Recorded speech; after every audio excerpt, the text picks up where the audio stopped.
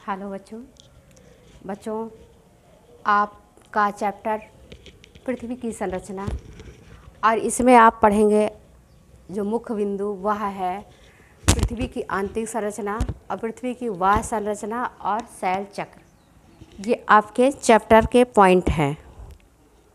इसमें बच्चों आप जैसा कि पढ़ चुके हैं पिछली कक्षा में कि हमारी पृथ्वी का निर्माण जो है वह शैलों से हुआ है।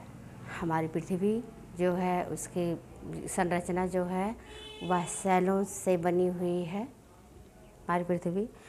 और ये पृथ्वी की जो संरचना है जिसमें हम यह देखते हैं कि आग्नेय शैल, औषधि शैल और रूपांतरित शैल, इन्हीं के कारण हमारी पृथ्वी की संरचना हुई है। इन्होंने ही हमारी पृथ्वी का निर्माण किया है। और बच्चों, पृथ्वी की जो आंतरिक संरचना है वह शैलों से ही हुई है। जैसा कि अब हम यह सोच सकते हैं कि जिस पृथ्वी पर हम रहते हैं वह पृथ्वी कैसे बनी है और पहले कैसी थी और अब किस प्रकार है, तो इसका हम आकलन जो है बच्चों वह प्राचीन काल से लगाते चले आए हैं। और आज वैज्ञानिकों ने पृथ्वी की यह उत्पत्ति कैसे हुई इसके बारे में काफ़ी हद तक सफलता जो है प्राप्त कर ली है। बच्चों, एक ऐसा परिकल्पना के अनुसार अरबों वर्षों तक पृथ्वी की उत्पत्ति जो है वह गर्म गैसों व धूल के कणों से निर्मित निहारिका के समान थी। यानी कहा जाता है बच्चों कि हमारी पृथ्वी के अंदर एक दहकता हुआ आग का गोला था। हमारी पृथ्वी एक दहकता हुआ आग का गोला थी और गोले के ही समान थी। और काफ़ी समय बीत जाने के बाद इसमें धीरे धीरे परिवर्तन होते गए हैं। और इसी परिवर्तन और इसकी गुरुत्वाशक्ति के कारण वायुमंडल बना।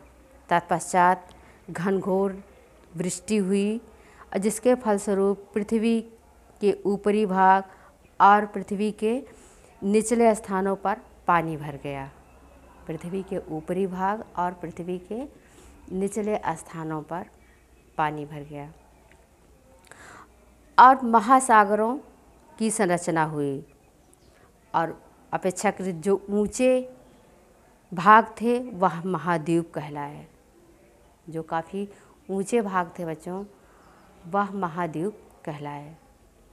तो फिर से आप समझिए कि बच्चों हमारे वैज्ञानिकों ने प्राचीन काल से यही माना है कि पृथ्वी की जो उत्पत्ति हुई है वह जैसे ये पृथ्वी की संरचना आज दिखाई देती है यह प्राचीन काल में ऐसे नहीं थी। पृथ्वी भी यह एक धूल से भरे गैसों या आग का गोला थी।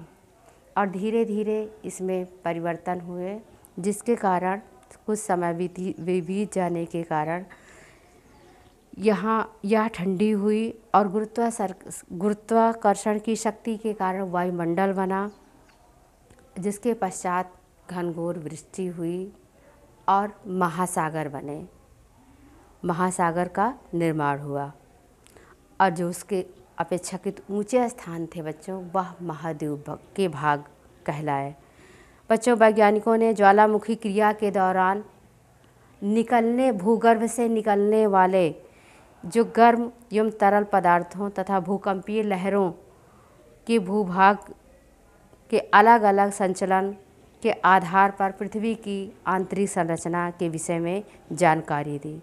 बच्चों, हमने भी आपको बताया कि पृथ्वी की संरचना जो है वैज्ञानिकों ने शैलों के कारण आंतरिक संरचना जो है वह शैलों से हुई है। और वैज्ञानिकों ने यह माना है कि पृथ्वी के अंदर जब ज्वालामुखी प्रक्रिया के द्वारा पिघला हुआ मैग्मा या लावा बाहर आता है और यह अंदर ही ठंडा हो जाता है, तो वहीं पे सैलों और चट्टानों का निर्माण होता है। और ये सैलें जो हैं पृथ्वी की आंतरिक संरचना करती हैं, आंतरिक संरचना में सहायक होती हैं।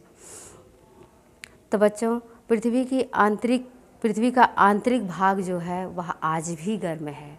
कहने का मतलब ये है बच्चों कि पृथ्वी का जो आंतरिक भाग है वह आज भी गर्म है तथा भारी तत्वों से बना हुआ है और उसमें गुरुत्वाकर्षण की शक्ति है तथा वह चुंबक की भांति व्यवहार करती है। और पृथ्वी की संरचना के विषय में जो और बहुत सारी गहराइयाँ हैं बच्चों, वह आज आप इस चैप्टर के माध्यम से पढ़ेंगे। तो यह चैप्टर जो है इसके बारे में आगे हम बताएंगे। पृथ्वी की जो आंतरिक संरचना है वह किस प्रकार से हुई है। और आज के लिए बस इतना ही। धन्यवाद।